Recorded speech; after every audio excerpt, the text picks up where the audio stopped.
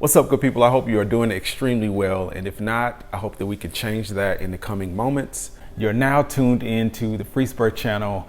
And today we are talking about balancing our money and our health, balancing our health and money, and really talking about, is this possible? Is this something that is achievable? And how do we get to that point?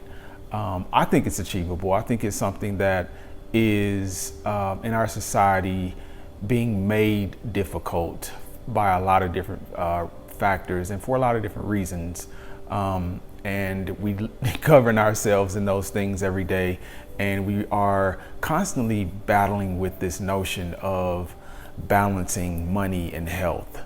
And I think one of the main things that, or one of the central things that is a contributing factor to this is our thoughts and, our mind, how our brains work. What are we, how are we conducting ourselves mentally, and what is leading us down the different paths in terms of money and our health.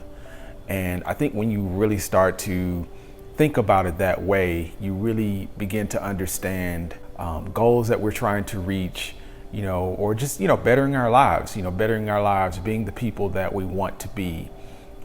So, starting there, what do we do? How do we start with the understanding of our mind is controlling all of these things and get to the point that we want to be, or get to where we want to be with our money and our health? So I think first you have to really, look at what is benefiting you in terms of your thought processes and what is not. Are you someone that is constantly overthinking your health or overthinking your money goals? Or are you in line with those things one way or the other? And a lot of times we find that, we may be aligned with one more so than the other. Like, for instance, you may be someone that is really health oriented, or you achieve your health goals relatively easily.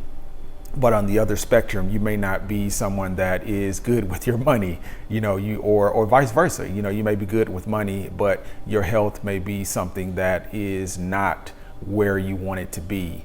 So I think we have to really recognize those things and understand what is contributing to those different paths we're going down in terms of our money and our health.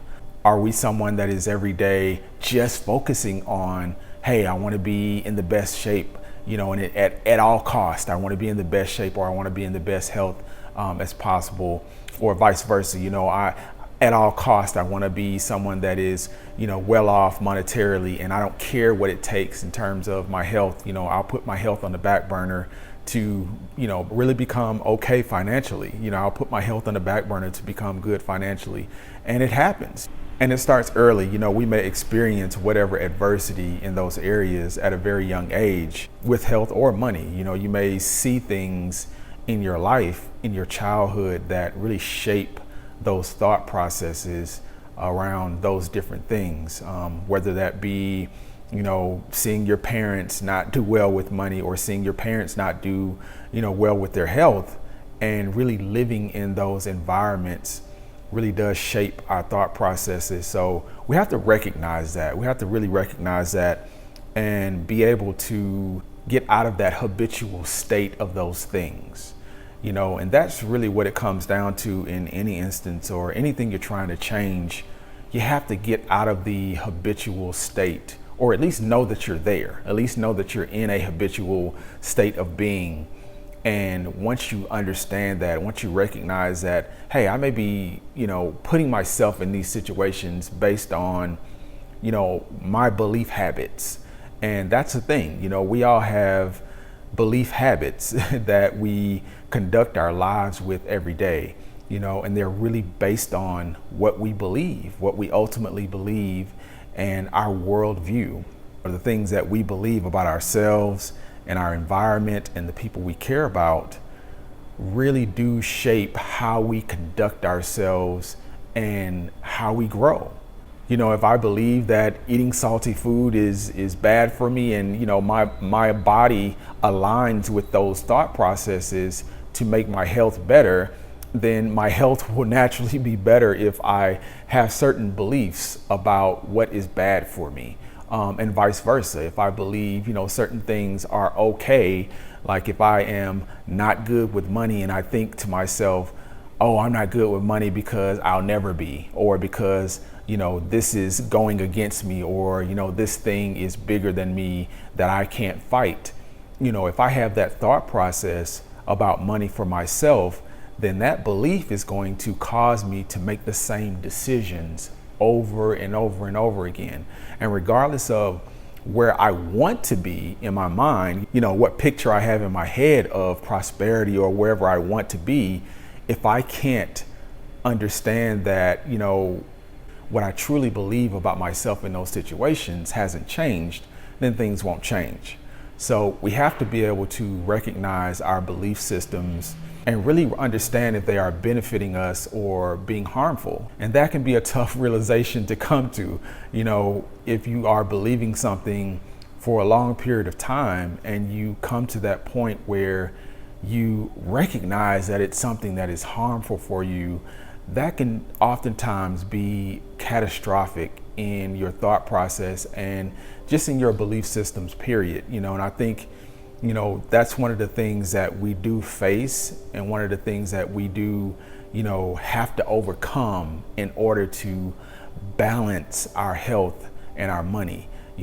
If we want to create that balance, we have to overcome those things that are keeping us in certain thought processes. And it can be that simple, it can be that simple and complex if you aren't prepared to do that.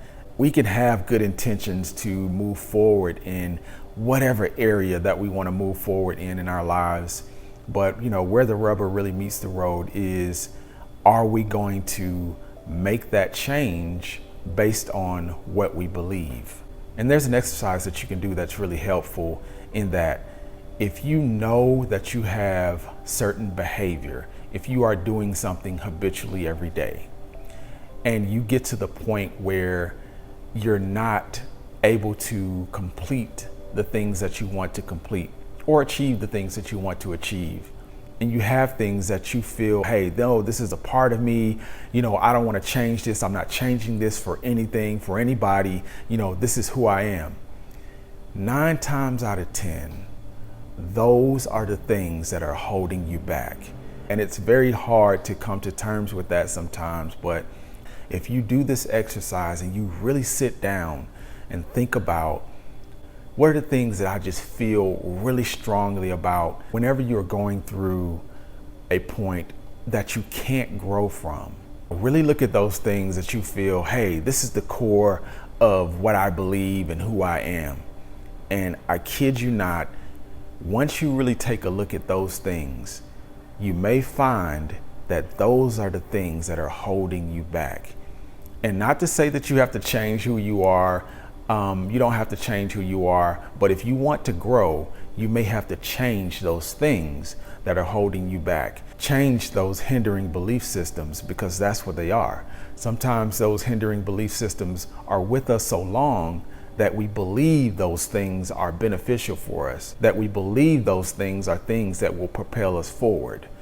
But if they are not propelling you forward and they are keeping you stagnant, it is just the opposite. It is just the opposite that is happening. And even though you may feel strongly about those things and feel they are things that you cannot change because they are core of who you are, you have to understand that just on the other side of that, if you do make that leap, if you do make that decision to change those things, on the other side of that is greatness. On the other side of that is achieving your goals. On the other side of that is fulfilling everything you have in your mind and in your thoughts and in your dreams that you want to fulfill. It's just on the other side of that, on the other side of that change. And I know it can be scary. I know it can be a scary thing to get to that point of realization.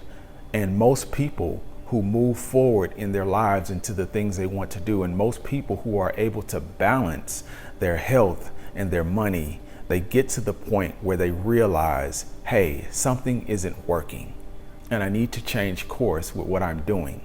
I need to try something different. I need to do something other than what I'm doing. And once you reach that point, once you acknowledge that you have reached a point that you have to make a change, the work starts there. The work starts there. The work starts at that point. And that's where you want to be. You know, you want to get to a point where you're at least in the space where you can do the work. You know, it's something different to, you know, be in a perpetual space of, oh, I want to do this. Oh, you know, I wish I could do this, or I hope I'm going to get to this point to be able to do this. It's different to be in that space than to be in the space where you see, oh, I know what I have to do. I know what I need to do. I need to do this to get to this point.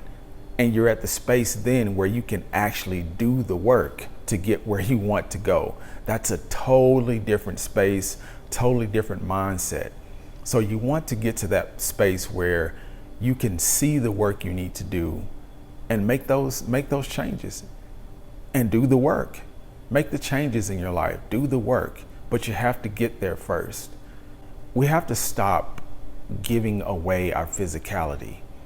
And what I mean by that is we're in a state right now with technology, with everything, that we are giving away our physicality.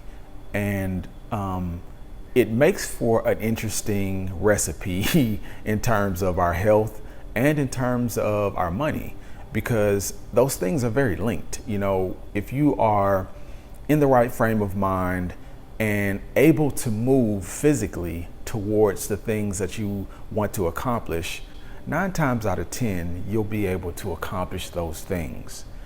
But if you are in a state where you're only existing cerebrally or thinking about the things that you want to do, but are unable to do them physically because you are neglecting the physical part of your health equation, then it becomes a little more challenging. So I think we have to be very conscious of, you know, where we are right now in terms of our physical world and what things we have to be careful about giving away.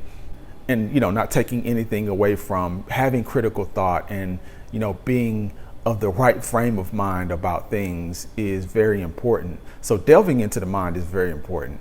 But I think there is definitely a point where we have to take our physical health more seriously, and we have to move in our physicality and not give that away. And I see this a lot now in kids. You know, I have kids as well. I see this a lot where, you know, we spend so much time with, you know, games and on screens and you know, doing things that really stimulate our minds, but they're not stimulating our bodies. They're not allowing our bodies to move in the spirit of our mind. So it's very important that while we're doing these things, while we're advancing from a technological standpoint and a cerebral standpoint, that we're not giving away our physicality. Don't give away your physicality. Always connect those things, and in turn, you will be able to balance your health and your money. I hope this has been extremely helpful for someone. And until we talk again, I wish you health, wealth, and freedom.